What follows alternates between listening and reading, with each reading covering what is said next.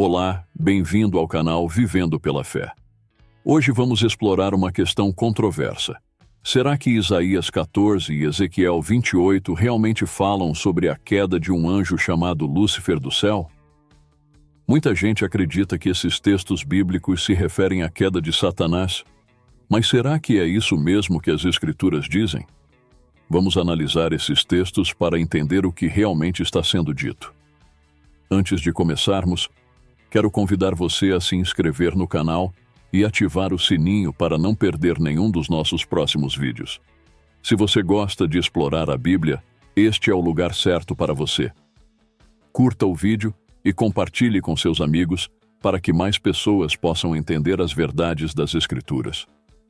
Vamos juntos descobrir o que a Bíblia realmente nos ensina sobre Lúcifer, Satanás e a queda do céu. Agora vamos analisar Ezequiel 28.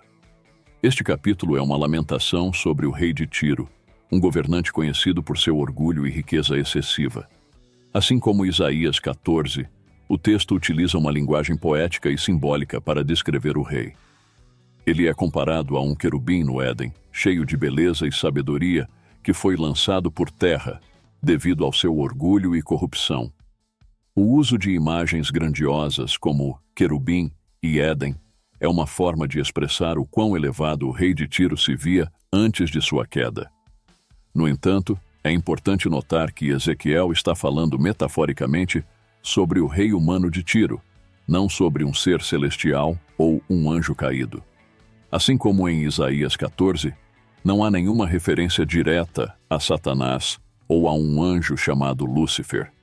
Ezequiel 28 é uma crítica poderosa ao orgulho e à arrogância dos governantes humanos, mostrando que aqueles que se exaltam acabarão sendo humilhados.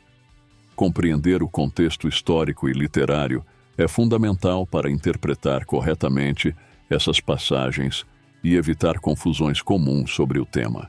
Vamos agora comparar a interpretação tradicional com a interpretação contextual dos textos de Isaías 14 e Ezequiel 28. A interpretação tradicional que associa Lúcifer com Satanás tem suas raízes nos primeiros séculos do cristianismo, quando os teólogos começaram a associar a queda de um rei terreno à queda de um anjo rebelde. Essa visão foi reforçada pela tradução da Vulgata Latina, onde o termo Lúcifer foi usado. Um dos principais teólogos envolvidos na interpretação que associa Lúcifer com Satanás foi Jerônimo.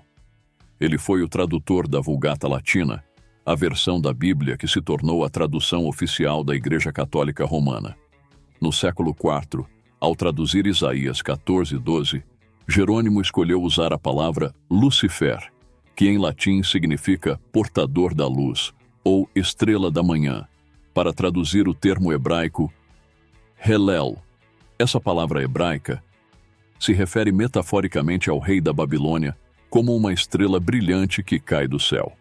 Embora Jerônimo não tenha explicitamente associado Lúcifer a Satanás no texto da Vulgata, sua escolha de palavra acabou influenciando a interpretação posterior, onde Lúcifer foi entendido como um nome próprio para Satanás.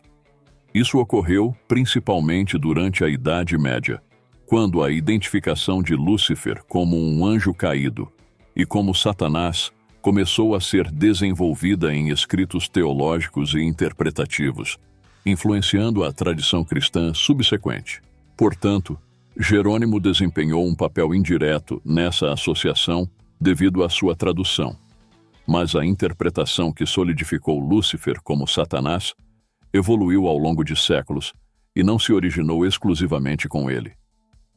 O professor, teólogo, hebraísta, Carlos Augusto Vailate, no podcast do cientista Marcos Eberlin, diz o seguinte sobre esse assunto, abre aspas, rei da Babilônia em Isaías 14 e o rei de Tiro em Ezequiel 28 são frequentemente interpretados como referências a Satanás.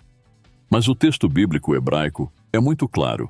Em Isaías 14, ele é chamado de Meler Bavel, que significa rei da Babilônia, e realmente se refere ao rei da Babilônia. Em Ezequiel 28, ele é mencionado por dois títulos, Meltor, que significa rei de Tiro, e Niditor, que significa príncipe de Tiro. Ambos os títulos são aplicados à mesma pessoa. Portanto, não há uma referência clara à queda de Satanás nesses textos. O primeiro a tentar fazer a junção entre Isaías 14, Ezequiel 28 e Lucas 10, 17 e 18, interpretando todos esses textos como uma referência à queda original de Satanás, foi Orígenes, um teólogo dos séculos II e III, considerado o pai da alegoria bíblica. Assim, de forma resumida, não é possível sustentar essa ideia. Fecha aspas. Quando lemos esses textos, no contexto em que foram escritos, fica claro que eles falam sobre reis humanos e seus reinos, e não sobre a queda de um anjo celestial. Isaías 14 trata do rei da Babilônia, enquanto Ezequiel 28 fala do rei de Tiro. Ambos os textos usam uma linguagem simbólica para destacar o orgulho e a queda desses líderes terrenos. Para entender por que Isaías 14 e Ezequiel 28 não se referem à queda de Satanás, precisamos examinar a imagem de Satanás na Bíblia. Satanás, como um ser angelical caído, aparece de forma clara em passagens como Jó 1-2, Zacarias 3, e especialmente no Novo Testamento, onde ele é descrito como o adversário de Deus e dos fiéis. Em nenhum desses textos, Satanás é identificado como Lúcifer ou associado diretamente às descrições de Isaías 14 ou Ezequiel 28. A Bíblia apresenta Satanás como um ser espiritual que se opõe a Deus e tenta os seres humanos. Mas essas passagens específicas sobre o rei da Babilônia e o rei de Tiro não estão falando dele. Depois de examinar Isaías 14 e Ezequiel 28, fica claro que esses textos não estão falando sobre a queda de um anjo chamado Lúcifer, mas sim sobre reis humanos que foram derrubados por causa de seu orgulho e arrogância. Isaías 14 trata da queda do rei da Babilônia, enquanto Ezequiel 28 fala da queda do rei de Tiro.